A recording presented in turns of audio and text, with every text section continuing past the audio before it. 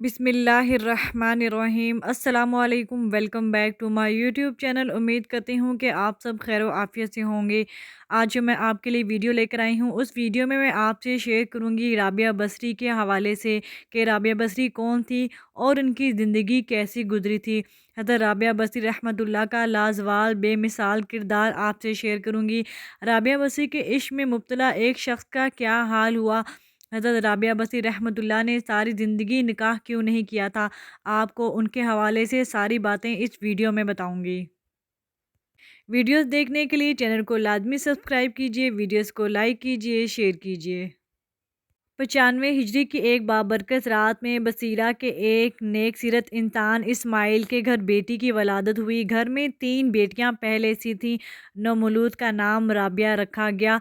हज़रत राबिया बसरी रहमतुल्लाह का शुमार इस्लाम की इन पाक ख़वातीन में होता है जिनकी ज़िंदगी की इब्तदा से इंतहा तक फ़िक्र व गना से इबारत है। हज़रत राबिया बसरी रहमतुल्लाह ने जिस माहौल में आँख खोली वह तस्लीम व रज़ा और सब्र व शुक्र की नवी था। आपके वालिद मोहतरम ज़माने की सख्तियाँ सहते, फाके करते और नित नए मसाइब व अलाम बर्दाश्त करते रहे, मगर ज़ुबान से कभी शिकायत न की और ना किसी से दस्ते सवाल दराज करते। ऐसे बाप की बेटी फितरतन आबिदा और जाहिदा थीं। हज़रत राबिया बसी 4-5 साल की थीं कि वालदैन का साया इनके सर से उठ गया। जब आप 8 साल की हुईं तो बसरा में खौफनाक कहत आ गया। इन हौलनाक हालात में राबिया बसरी और इनकी 3 बहनों ने चंद दिन के फाके तो बर्दाश्त कर लिए, लेकिन जब भूख हद से गुजरी तो भीख मांगने तक नौबत आ गई। मगर कोई कैसे भीख देता कि देने वाले के पास भी खुद कुछ नहीं था। एक मर्तबा बसरा का मशहूर ताजर अतीक इधर से गुजरा तो इसने चारों बहनों के जर्द चेहरों पर और पतराई हुई आंखों को देखकर पूछा, आप क्या चाहती हैं? एक बहन ने कहा, हमें कुछ खाने को मिल जाए ताकि हमारी सांसों का रिश्ता जिस्मों से मुंतका ना हो। अतीक की निगाह सबसे छोटी बहन पर पड़ी जो खामोश बैठी हुई थी। उसके चेहरे की मासूमियत से मुतासिर होकर अतीक ने पूछा, ए लड़की, तुझे भूख नहीं है? नकाहत भरी आवाज़ में जवाब मिला, बहुत भूख है। अतीक ने कहा, तो फिर किससे रोटी क्यों ना मांगी? राबिया ने अजीब जवाब दिया, जिससे मांगना चाहिए इससे मांग रही हूँ। अतीक ने दूसरा सवाल किया, तो फिर तुझे अभी तक रोटी क्यों नहीं मिली? राबिया ने जवाब दिया, जब वक्त आएगा वो भी मिल जाएगी। अतीक लड़की के दानिशमंदाना जवाब से मुतासिर हुआ और उसने दिल में फैसला किया कि ये 8 साल की छोटी लड़की अगर मुझे घर के काम काज के लिए बांदी के तौर पर मिल जाए तो सौदा अच्छा है।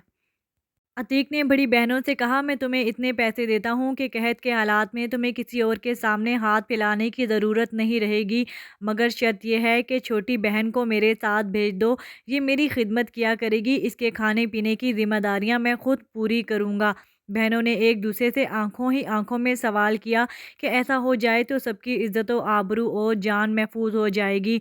बेसहारा नौजवान लड़कियों को गैर मर्दों के सामने हाथ फैलाने की जिल्लत भी नहीं उठानी पड़ेगी। राबिया भी कुर्बानी देने के लिए तैयार हो गई। अतीक ने दिनार से भरी एक थैली बड़ी बहनों के हवाले की और राबिया को साथ लेकर अपने घर आ गया। नौ उम्र होने के बावजूद भी वो अपने मालिक को किसी किस्म की शिकायत का मौका ना देती थीं। जब इनकी उम्र 12-13 साल के करीब हुई तो इनके दिल में ज़ौक़े इबादत खूब बढ़ गया। वो रातों को जाकर अल्लाह ताला की इबादत में मसरूफ़ रहा करती थीं। एक मर्तबा निस्फ़ शब के करीब अतीक की आंख खुली। वो किसी ज़रूरत के लिए कमरे से बाहर निकला तो उसकी निगाह कनीज़ की कोठरी पर पड़ी जहाँ पर चिराग जल रहा था। अतीक हैरान होकर सोचने लगा, राबिया अभी तक जाग रही है। फिर वो दबे पाँव चलता हुआ कोठरी के दरवाजे तक पहुँचा तो उसने राबिया को मुसल्ली पर सजदा रेज़ देखा। सजदा की हालत में राबिया की दबी दबी सिसकियाँ उभर रही थीं और वह नहायत रक्कत अमेज़ लहजे में दुआ मांग रही थी, ए अल्लाह, तू मेरी मजबूरियों से वाकिफ़ है। घर के काम काज की मशगूलियत मुझे तेरी तरफ आने से रोकती है।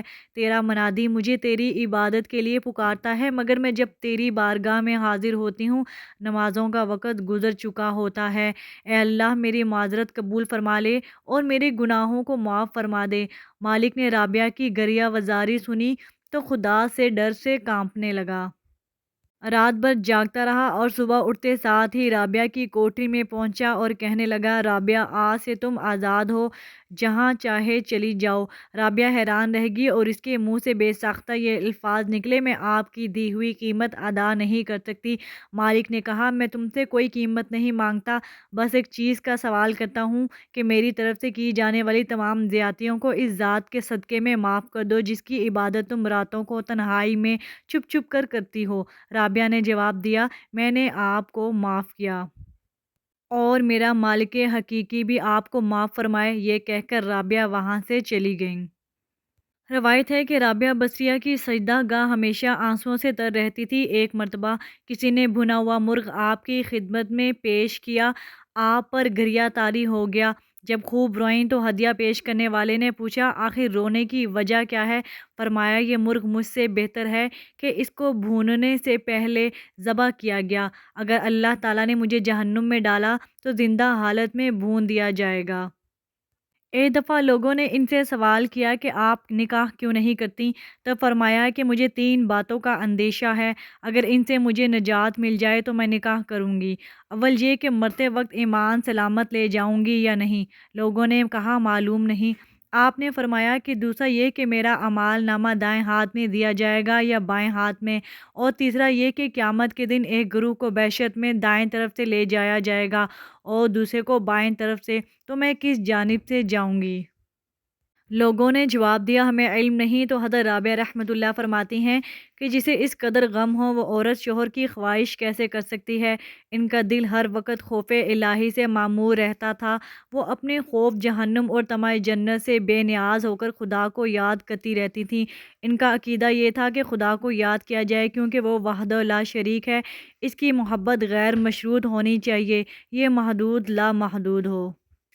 اس محبت کا مقصد باری تعالیٰ کی خوشنودی حاصل کرنا ہو، اس کے دیدار کا حصول ہو۔ آپ ہمیشہ روتی رہتی تھیں، فرمایا کرتی تھیں کہ میں نے صرف اللہ تعالیٰ سے ہی محبت کی ہے، ڈرتی ہوں کہ مرتے وقت آواز نہ آئے کہ رابعہ تو ہمارے لائق نہیں۔ ابتدا میں حضرت رابعہ بصری رحمۃ اللہ کے حسن و جمال کی دھوم مچی ہوئی تھی، مگر جوانی کے شب و روز انہوں نے یاد الہی میں گزار دیے۔ ان کے چہرے پر پاکیزگی کا ایک ایسا نقاب تھا کہ دیکھنے والوں کی نگاہیں خود بخود جھک جایا کرتی تھیں۔ اسی زمانے میں ایک نوجوان نے انہیں رات کے وقت ایک قبرستان میں چاند کی طرح دمکتے دیکھا۔ وہ آپ کو کوئی غیر خیالی مخلوق سمجھ کر بھاگ کھڑا ہوا، لیکن دوسری صبح جب وہی چہرہ اسے بصرے کے ایک بازار میں نظر آیا تو وہ عقل و خرد سے ہاتھ دھو بیٹھا اور رات دن اسی کے تصور میں رہنے لگا۔ آخر دل کے ہاتھوں مجبور ہو گیا اور لوگوں سے پتہ پوچھتا ہوا حضرت رابعہ بصری کے گھر جا پہنچا۔ آپ کہا کرتی تھیں کہ دل کے دروازے ہمیشہ کھلے رکھو، کیا معلوم محبوب کسی وقت دستک دے دے۔ مگر گھر کے دروازے بند ہوں یا کھلے ہوں، ان کی دانست میں برابر تھے۔ نوجوان کو خلاف توقع ان کا دروازہ کھلا ہوا ملا۔ اس نے اپنے دل کی دھڑکنوں پر بڑی مشکل سے قابو پایا۔ رات کا وقت تھا، اندر چراغ روشن تھا۔ یہ سوچ کر بے باکی سے اندر داخل ہو گیا کہ حال دل سنا دینے میں کیا حرج ہے، زیادہ سے زیادہ انکار ہی تو ہو جائے گا۔ واپسی کا دروازہ بہرحال کھلا ہوا ہے، لیکن جب وہ اندر پہنچا تو وہاں کوئی نہیں تھا، البتہ چھت سے ایسی پرسوز آواز آ رہی تھی جیسے کوئی زیر لب ہجر کا رونا رو رہا ہو۔ نوجوان تیزی سے زینے چڑھ گیا۔ حضرت رابعہ بصریہ عشاء کی نماز سے فارغ ہو کر ثنا خوانی کر رہی تھی۔ پروردگار، ستارے روشن ہو گئے، لوگ سو گئے، بادشاہوں نے دروازے بند کر لیے، ہر محبوب اپنے محبوب سے محو راز و نیاز ہے اور میں تیرے سامنے کھڑی ہوں۔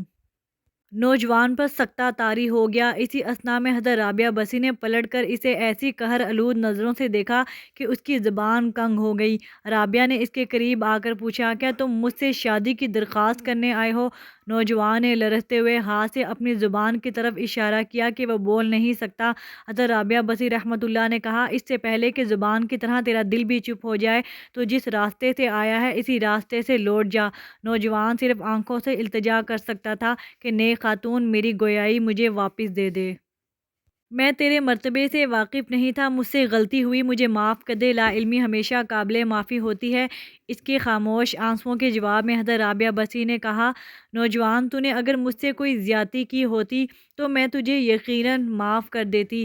میں نے خود کو بہت پہلے اپنے رب کے حوالے کر دیا تھا۔ اب یہ معاملہ تیرے اور رب کے درمیان ہے۔ معافی مانگنی ہے تو اس سے مانگ، تو صدقے دل سے توبہ کرنے کا ارادہ کرے تو شاید توبہ کی خاطر تیری زبان کھل جائے۔ یہ کہہ کر وہ نماز کے لیے کھڑی ہو گئیں۔